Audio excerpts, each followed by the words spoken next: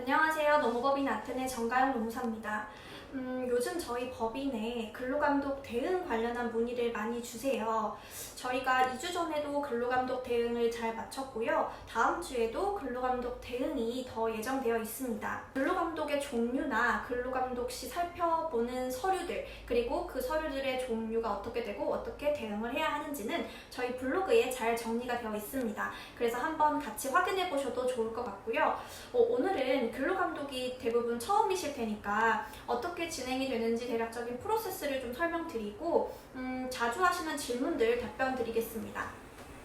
먼저 공문을 하나 받으셨을 거예요. 근로감독관님이 몇 월 며칠 몇 시에 방문을 하실 거고, 그리고 어떤 서류를 준비해 달라라는 공문을 받으셨을 텐데요. 그 공문을 받으셨다면은 가만히 계시면 안 되고 대응을 하셔야 됩니다. 어떻게 대응을 하셔야 하냐, 준비해달라고 하는 그 리스트에 맞춰서 우리 사업장이 그 서류들이 구비되어 있는지를 보셔야 해요. 근데 그 서류가 있는지 없는지만 보시면 안 되고, 그 서류들이 그 안에 들어가야 하는 내용들이 잘 들어가 있는지 같이 확인하셔야 됩니다.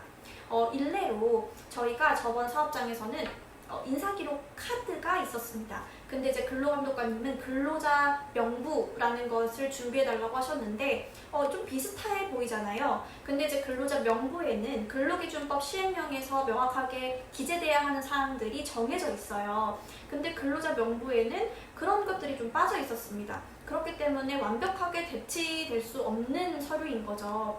그래서 들어가야 하는 서류들의 어떤 내용이 이제 같이 들어가야 되는지 같이 확인을 하셔가지고 대응 준비를 하셔야 합니다. 이제 해당 날이 됐어요. 그러면은 근로감독관님이 두 분이 오십니다. 그래서 보통 보니까 조금 연차가 있으신 분 한 분, 그리고 상대적으로 연차 낮은 분 한 분, 이렇게 둘이 오시는 것 같아요. 그래서 좀 보면은 한 분은 조금 고압적이시고 한 분은 조금 더 유하시고 이러시더라고요, 보통. 그래서 이제 오시면은 친절하게 반갑게 맞이해 주시고 요거 어떤 서류 달라라고 하시면 드리시면 됩니다. 그럼 이제 근로감독관님이 서류를 살펴보기 시작할 거예요. 보통 근로계약서를 먼저 보십니다. 그래서 이제 근로계약서를 보면서 이 근로자는 이렇게 근무를 하는구나 이제 보시고, 그럼 이 근로자의 임금이 잘 나가고 있는지를 볼까? 임금 명세서를 이제 보고, 임금 대장을 보고, 이렇게 해서 야간 수당이 발생을 혹시 했나, 연장 근로가 발생을 했나, 이런 것들을 보시면서 근태 기록 자료도 같이 보세요.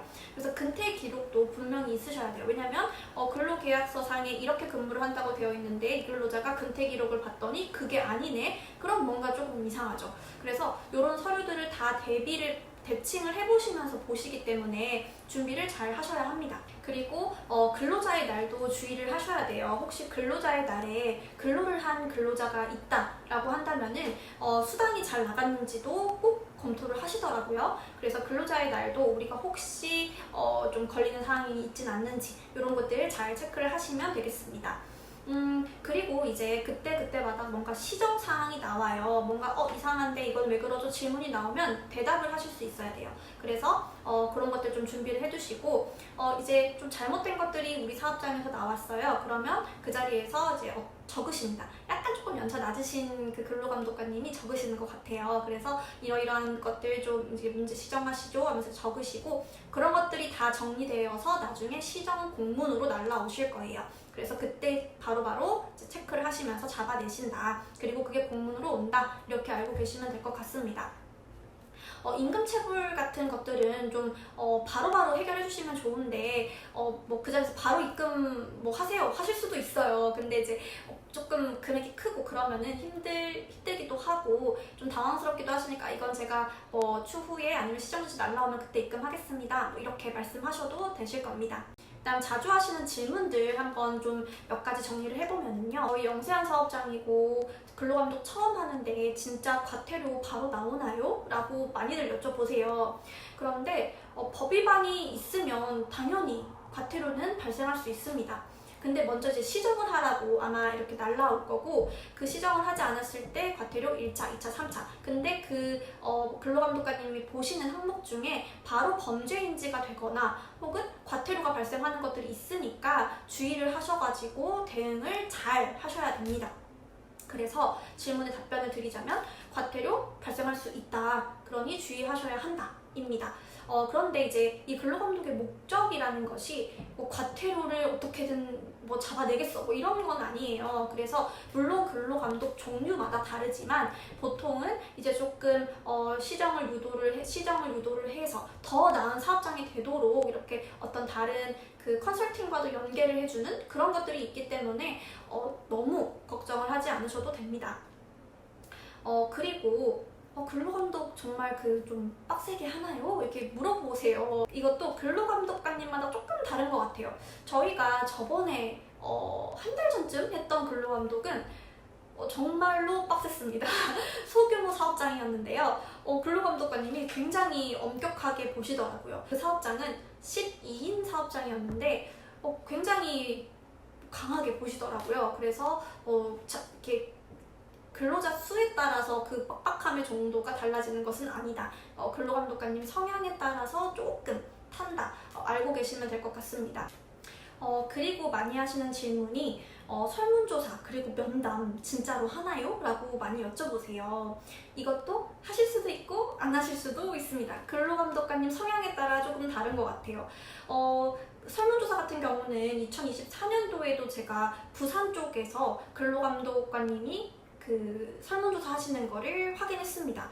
그래서 이제 직원들이 QR코드로 이렇게 설문조사에 접속을 해요. 그래서 이제 실시를 하는 건데 질문의 내용이 굉장히 구체적이고 굉장히 깊습니다. 그래서 이제 근로자분들이 솔직하게 답변을 하시겠죠. 그렇다면 저희 사업장이 만약에 뭔가 위법사항이 있어요. 그럼 이제 다 그런 것들을 알고 근로감독관님이 조사에 임하시게 될 겁니다. 그리고 근로자 면담 같은 경우는 보통 이제 도착하셔가지고 뭐 면담을 하실 수도 있는데 안 하시는 경우가 더 많은 것 같아요. 그래서 이걸 뭐 한다 안 한다 이렇게 딱 말씀드리기가 좀 어려운 면이 있습니다.